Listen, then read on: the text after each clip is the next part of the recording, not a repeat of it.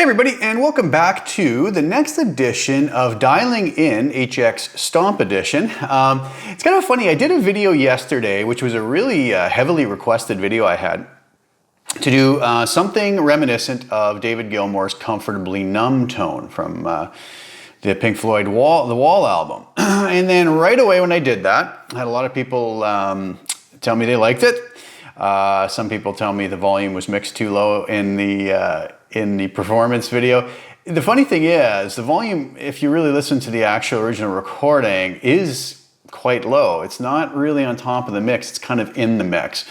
The backing track I had a really loud organ sound come in halfway through, which really competed for sonic space for the guitars, and that was what I was struggling with a little bit on that, to get it to kind of sit on top of that. But anyways, it was just a demo, so I don't know why I get so worked up about it. But anyways, I did shoot another one today after I reworked this preset for the HX Stomp, and I thought it would be a really cool idea to see about taking a preset that's on normal Helix floor or Helix native or Helix rack or LT with too many presets for the Stomp, and see if we can figure out some ways to amalgamate things and get it to sound obviously not the same, but you know, maybe close or equally as good in a different way. So that's what I did. So let's go over to HX Edit. And the nice thing is we have with 2.7 the ability to put two instances together. So if you see here on the right side, it's Helix floor.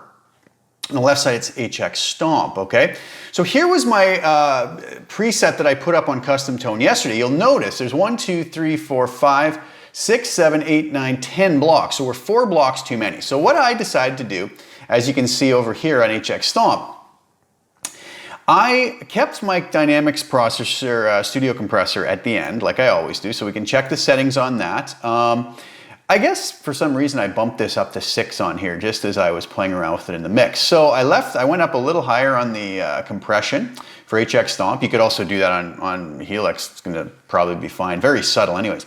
I got rid of my EQ block because all I was using that for was the high cut and low cut of 12 kilohertz and 100 hertz. So what I did instead is I went over to my amp and cab block and I put the low and high cuts in there. And I went a little bit lower on the high cuts, just because the slopes are a little different between the EQs. We've talked about this before in some previous videos. So I went a little bit lower on that.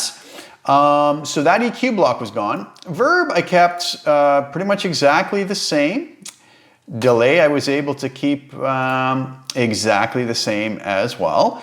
No changes that I'm aware of there. Perfect. The modulation effect, didn't have to change that. That was pretty important part of this tone. Now what I did do is I got rid of my split crossover, and I think I actually forgot to talk about this in yesterday's dialing in video, so sorry about that. But here's what was going on. I had it set at 650 hertz like I oftentimes do, and I boosted all the frequencies above that 3 dB on the Helix floor version. I didn't touch anything below it. So when I got rid of that, obviously the high end is going to come down. It's not going to cut as much. It's going to be a little bit darker.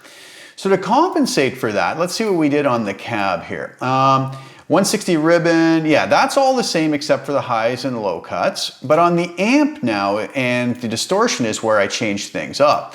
So on the amp settings, I kept the drive at 10. Bass, if you notice, I took from 5.5 all the way down to 2, boosted the mids from 4.9 to 6, cranked the treble and presence all the way up to 10. They were 8.9 and 8.4 respectively before that. Lowered the channel volume a little bit just to compensate for the volume output.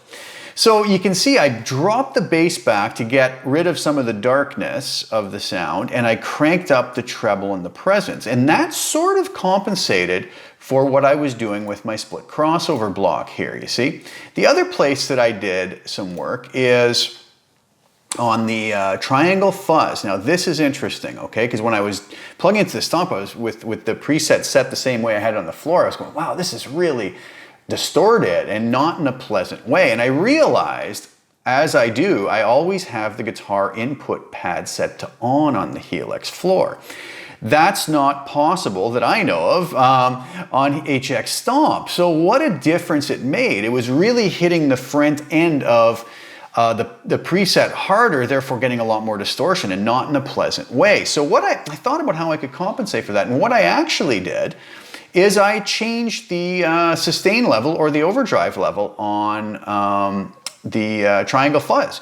So on the first solo or first snapshot, I took it down from 9 all the way down to 5, and then on snapshot 2, which I used for the second solo, I just bumped it up to 6, kind of like I did over here. Went from 9 to 10. You can adjust that to your own preference though.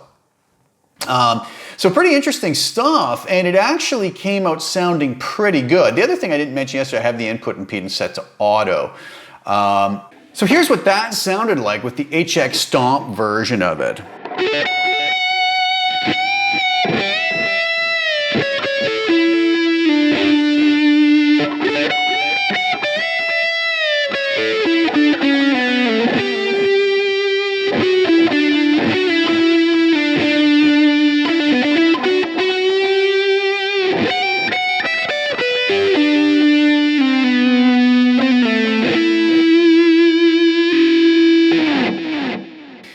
So a little bit grainier, and I think a lot of it has to do with the fact that the guitar input pad isn't there, but actually it sat really nicely in the mix, maybe cut a little bit more. It was a little bit brighter than my sound yesterday. And again, like I've said, these are not exact replicas. It's me just trying to get close to the sound that Gilmour would have had. So I put up another performance video. It seems crazy. I did Comfortably Numb yesterday. Yesterday I did the first and second solos. Today I was really limited on time, so I just did one quick take of the first solo using the HX Stomp tone. So what you're hearing is this exact preset, okay?